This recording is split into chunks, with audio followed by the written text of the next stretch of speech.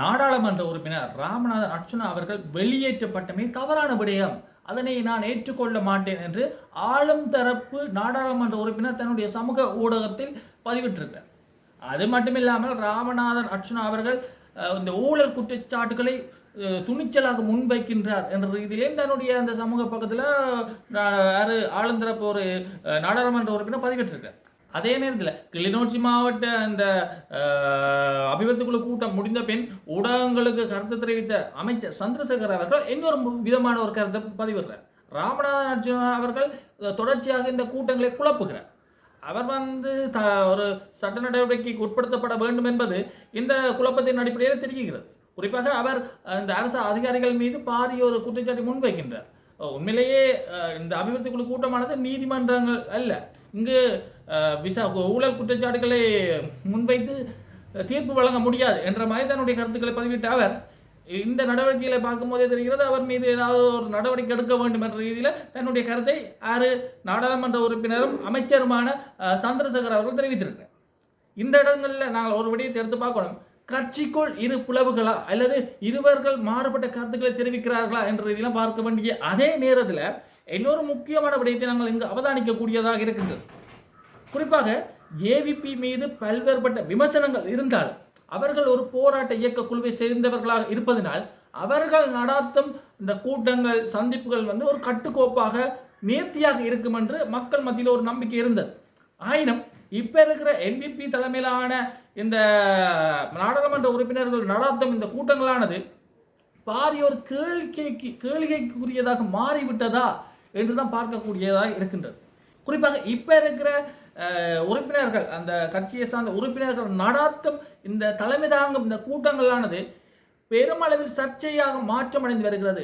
ஒரு கூட்டத்தை நடத்தும் போது அந்த கூட்டத்தை கட்டுப்படுத்த இயலாதவர்களாக இந்த என்பிபி உறுப்பினர்கள் காணப்படுகிறார்களா என்ற ஒரு சந்தேகம் எழுப்பப்பட்டு வருகிறது. குறிப்பாக அமைச்சர் சந்திரசேகர் அவர்கள் இந்த கூட்டங்களை நடத்துவதற்கு பாரிய ஒரு இடர்பாடை சந்திக்கின்றார். தன்னை ஒரு பாரம்பரியமிக்க ஏவிபியினுடைய வாரிசு என்று அடிக்கடி கூறுகின்ற சந்திரசேகர் அவர்கள் இந்த கூட்டங்களை சரியான முறையில் நடத்தாமல் இருக்கிறதுக்கு என்ன காரணம், ஏன் இந்த கூட்டங்களில் நடக்கின்ற அந்த குழப்பங்களை கட்டுப்படுத்த முடியாமல் இருக்கிறார்கள் என்ற ரீதியில் மக்கள் பல்வேறுபட்ட ரீதியில் தங்களுடைய கேள்வி கணைகளுக்கு தொகுத்து வருகிறார்கள். இதற்கெல்லாம் வெப்ப முடிவு பெறப்போகிறது என்றுதான் இங்கு ஒரு பெருமொரு எதிர்பார்ப்பு காணப்படுகிறது. ஆகவே பொறுத்திருந்து பார்ப்போம், இது திட்டமிட்ட சதி செய்யலா அல்லது மக்களுடைய பிரச்சனைகளை கதைப்பதற்காகத்தான் இந்த குழப்பங்கள் ஏற்படுகிறதா என்ற மாதிரி நான் பார்க்க வேண்டியிருக்கேன். காலப்போக்கில் பார்ப்போம் எப்படி இந்த அபிவிருத்தி குழு கூட்டங்கள் செல்ல போகிறது என்பதனை. எதிர்வரும் காலத்தில் அமைச்சர் சந்திரசேகர் அவர்கள் சரியான நடவடிக்கை எடுப்பார். இந்த குழப்பங்களை ஏற்படுத்துபவர்கள் மத்தியில் பல்வேறுபட்ட விமர்சனங்கள் எழுந்த வண்ணமே காணப்படுகின்ற இந்த இடத்துல இந்த கூட்டங்களை சரியான முறையில் நடத்துவதற்கு என்னென்ன விடயங்களை இந்த குழு தலைவர்கள் செய்ய போகிறார்கள் என்பதை நாங்கள் பொறுத்திருந்தால் பார்க்க வேண்டும். இந்த இடத்துல நாங்கள் இன்னொரு முக்கியமான விடயத்தை பார்க்கணும். இலங்கை திருநாட்டில் சில மரணங்கள் சந்தேகத்தை ஏற்படுத்தி இருக்கிறது. குறிப்பாக மஹிந்தா அல்லது ராஜபக்சா அவர்களுக்கு சார்பாக செயற்பட்ட கடந்த காலங்களில் சார்பாக செயற்பட்ட பல பேர் இப்பொழுது திடீர் மரணங்களை சந்திக்கிறார். உதாரணத்துக்கு கபில சந்திரசேனா அவர்களாக இருக்கலாம், அல்லது இப்பொழுது இன்றைய தினம் தன்னுடைய உயிரை மாய்த்து கொண்டார் என்று ஆரம்ப கட்ட விசாரணைகளில் தெரிய வந்திருக்கிறது. இனிவரும் காலத்தில் அது கொலையா அல்லது தற்கொலையா என்ற ஒரு விடயம் தெரியும். யார் என்று பார்த்தால் முன்னைய பொலிஸ்மா அதிபர் கருணாரத்ன அவர்கள் இன்றைய தினம் இறந்திருக்கிறார். அந்த இறப்புக்கு காரணமான விடயங்கள் இன்னுமே முழுமையாக வெளிவரவில்லை. ஆரம்ப கட்ட விசாரணைகளின் போது அவர் தன்னுடைய துப்பாக்கினால் சுட்டு தானே உயிரை மாய்த்து கொண்டார் என்ற விடயம் வெளிவந்திருக்கிறது. ஆயினும் உண்மை நிலவரங்கள் விசாரணைகள் அடிப்படையில் தான் வெளிவரும். அப்போ காலப்போக்கில் நாங்கள் அறிந்து கொள்வோம். ஆயினும் குறிப்பாக இந்த மஹிந்தா அவர்களுக்கு எதிராக அல்ல அவருடைய குடும்பம் சார்பான விடயங்கள் ஏதேனும் பேசு பொருளாக காணப்படுகின்ற இந்த நேரத்தில் அவருக்கு அல்லது அவருடைய காலத்தில் முக்கிய பதவிகள் இருந்தவர்கள் தங்களுடைய உயிரை மாய்த்து கொள்ளுதல் அல்லது மரணம் அடைவதில் பாரிய ஒரு சந்தேகம் ஏற்பட்டிருக்கிறது. உண்மையிலேயே இந்த ஊழலுக்கு எதிராக இப்ப இருக்கிற அரசாங்கம் தீவிரமாக செயற்பட்டு வருகிறது. ஆயினும் அந்த முக்கியமான சாட்சிகள் அல்லது முக்கியமான அதிகாரிகளை பாதுகாக்க இவர்கள் தவறிவிட்டார்களா என்ற ஒரு சந்தேகம் தான் இப்பொழுது எழுப்பப்பட்டு வருகிறது. உண்மையிலே இந்த கபில சந்திரசேனா அவர்கள் சிறையில் இருக்கிறார், பிறகு வெளியே வருகிறார், மீண்டும் சிறைக்கு செல்ல வேண்டிய நிர்பந்தம் ஏற்பட்ட நேரத்தில் அவர் மரணம் அடைகிறார். இந்த மரணத்தை பல்வேறுபட்ட சந்தேகங்களை ஏற்படுத்தியிருந்தது. அதனுடைய உண்மைத்தன்மை இன்னுமே வெளிப்படவில்லை என்ற ரீதியில் பார்க்கப்படுகிற இந்த நேரத்தில் தொடர்ச்சியாக பல மரணங்கள் நிகழ்ந்த வண்ணமே காணப்படுகிறது. முன்னாள் அரசு அதிகாரிகள் இவ்வாறு உயிரை மறைத்துக் கொள்வது பாரிய ஒரு கேள்வி ஏற்படுத்தப்பட்டிருக்கிறது. இந்த நாட்டில் பாதுகாப்பு தொடர்பான சந்தேகத்தை எழுப்பி உள்ளது.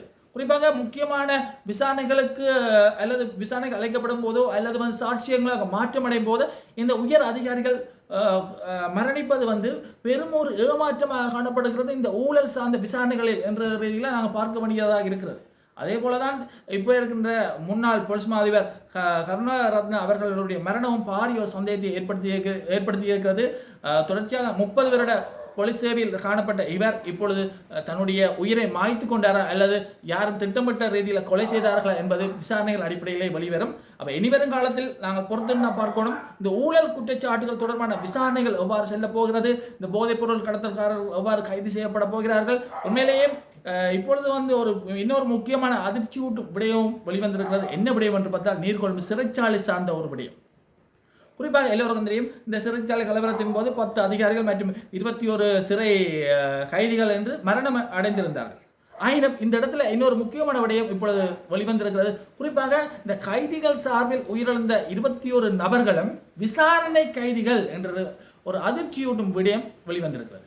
குறிப்பாக வந்து அந்த விசாரணை கைதிகள் வந்து இன்னுமே குற்றவாளிகள் என தீர்ப்பிடப்படவில்லை. அவர்கள் விசாரணைக்காக தடுத்து வைக்கப்பட்டிருந்த நேரத்தில் தான் இந்த கொலை சம்பவங்கள் நடைபெற்றிருக்கிறது. உண்மையிலே இந்த இடத்துல சந்தேகத்தை ஏன் ஏற்படுத்துகிறது என்றால் எந்த ஒரு இடத்துலையுமே குற்றம் நிரூபிக்கப்பட்ட அல்லது நீண்டகால சிறையில் இருக்கின்ற கைதிகள் அங்கு தங்களுடைய உயிரை பறிகொடுக்கவில்லை. விசாரணைக்காக அடைக்கப்பட்ட 21 கைதிகள் தான் அங்கு மரணம் அடைந்திருக்கிறார்கள் என்ற ரீதியில் பல்வேறுபட்ட விமர்சனங்கள் இப்பொழுது ஏற்படுத்தப்பட்டது. இது ஒரு திட்டமிட்ட சதி செய்யலா, ஏதேனும் ஒரு உள்நோக்கத்துடன் இந்த சிறை கலவரம் தூண்டப்பட்டு ஏதேனும் உண்மைகள் மறைக்கப்படுவதற்காக இந்த அல்லது இப்ப இருக்கிற அரசாங்கத்தினுடைய அந்த ஊழல் சார்ந்த குற்றச்சாட்டுகளை போதைப் பொருளுக்கு எதிரான நடவடிக்கைகளை குழப்புவதற்காக மேற்கொள்ளப்பட்ட ஒரு சதி செய்யலா என்று பல்வேறுபட்ட கோணத்தில் இப்போது இந்த விமர்சனங்கள் எழுந்த மட்டுமே காணப்படுகிறது. ஆகவே நாங்கள் தொடர்ச்சியாக பார்ப்போம் என்னதான் நடக்கிறது என்று. அதே நேரத்தில் நாங்கள் இன்னொரு முக்கியமான விடயத்தையும் எடுத்து நோக்க வேண்டும்.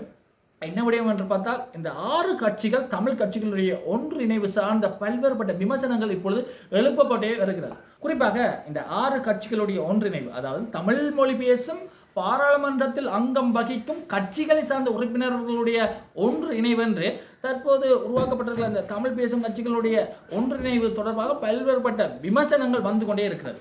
ஒரு சாரார் வந்து தமிழ் மக்களுக்கான ஒரு விடியலை இது பெற்றுத்தரும் என்று கூறுகின்ற அதே நேரத்தில் இன்னொரு சாரார் வந்து இது ஈழத்தமிழர்களுக்கு பாரிய துரோகம் விளைக்கக்கூடிய செயல் என்று சில நபர்கள் தங்களுடைய கருத்துக்களை பதிவிட்டிருக்கிறார்கள். இப்படிப்பட்ட சூழ்நிலையில் தான் முன்னைய நீதி அரசர் விக்னேஸ்வரன் அவர்கள் வந்து ஒரு முக்கியமான விடயத்தை இன்றைய தினம் தெரிவித்திருக்கிறார். என்ன விடயம் என்று எடுத்து நோக்கினால் இந்த கட்சிகளுடைய ஒன்றிணைவு ஒரு காலத்தின் தேவை என்ற ரீதியில் தன்னுடைய கருத்தை பதிவு செஞ்ச அவர் இப்போ இருக்கிற சிங்கள கட்சிகளை சார்ந்த உறுப்பினர்கள் பிரதிநிதிகள் தமிழ் மக்களுக்கான எந்த ஒரு நிவாரணத்தை வழங்க மாட்டார்கள் என்று இந்த கட்சிகள் எண்ணியிருக்கலாம். அதன் அடிப்படையில் இவர்கள் ஒன்று இணைந்து செயற்படுவதற்கு ஆயத்தமாக இருக்கலாம் என்ற மாதிரி தன்னுடைய வரவேற்பை வழங்கியிருக்கிற இந்த கட்சிகள் சார்ந்த ஒன்றிணைவு. அது மட்டுமில்லாமல் இப்போ இருக்கின்ற அரசாங்கத்தின் மீது மக்களுக்கு நம்பிக்கை இல்லை, தமிழ் மக்களுக்கு நம்பிக்கை இல்லை. அவர்கள் வந்து தமிழ் மக்களுக்கு தேவையான விடயங்களை பெற்றுக் கொடுப்பார்கள் என்ற ஒரு நம்பிக்கையற்ற நிலையில் தமிழ் மக்கள் இருக்கிறார்கள் என்ற ரீதியில் தன்னுடைய கருத்தை பதிவு செஞ்சிருக்காங்க. உதாரணத்துக்கு காணிகளை விடுவிப்போம் என்று சொன்னார்கள். ஆனால் இனிமே மக்களுடைய காணிகள் இராணுவம் விவசாயம் செய்கிறது, அதனை வர்த்தகத்தில் ஈடுபடுத்துகிறார்கள் என்ற ஒரு மாதிரி ஒரு குற்றச்சாட்டை முன்வைத்து அவர் தமிழ் மக்கள் ஏமாற்றப்பட்டு விட்டார்கள் என்ற மாதிரி ஒரு விமர்சனத்தை முன்வைத்திருக்கிறார் முன்னைய நீதியரசர் விக்னேஸ்வரன் அவர்கள். அண்மை காலமாகவே அரசியலில் இருந்து ஒதுங்கி விட்டாரா என்ற பல்வேறுபட்ட கேள்விகளுக்கு மத்தியில் இப்பொழுது மீண்டும் ஊடகத்தின் மத்தியில் வந்திருக்கிறார். வந்தது மட்டுமில்லாமல் பல்வேறுபட்ட விமர்சனங்கள் பல்வேறுபட்ட கருத்துக்களை தன்னுடைய அந்த ஊடக சந்திப்பின் போது தெரிவித்திருக்கிறது. பெரும் ஒரு எதிர்பார்ப்பாக காணப்படுகிறது. ஆகவே நாங்கள் தொடர்ச்சியாக பார்ப்போம் இலங்கை திருநாட்டில் என்னதான் நடக்கிறது, சட்ட ஒழுங்கு எப்படி பேணப்பட போகிறது, இந்த கொலை மரணங்களுக்கு பின்னணியில் இருப்பவர்கள் கண்டறியப்படுவார்களா, ஊழல் குற்றச்சாட்டுகள் சரியான முறையில் நிரூபிக்கப்பட்டு அதன் அடிப்படையில் பல பேர் கைது செய்யப்படுவார்களா, குறிப்பாக வந்து வடகிழக்கில் பல்வேறுபட்ட அரசியல்வாதிகள் அரசு அதிகாரிகள் கைது செய்யப்படுவார்கள் என்று கருதப்படுகின்ற இந்த நேரத்தில் எப்படிப்பட்ட கைதுகள் நடைபெறப் போகிறது, உண்மையிலேயே இந்த மாவட்ட அல்லது பிரதேச ரீதியிலான இந்த ஒழுங்கு அபிவிருத்தி குழு கூட்டங்களான சரியான முறையில் இனிவரும் காலத்தில் நடைமுறைப்படுத்தப்படுமா, இவ்வாறு இந்த கூட்டங்களை குழப்புபவர்களுக்கு எதிராக என்ன நடவடிக்கை எடுக்கப்பட போகிறது என்பதை நாம் பொறுத்திருந்து பார்ப்போம். நன்றி, வணக்கம்.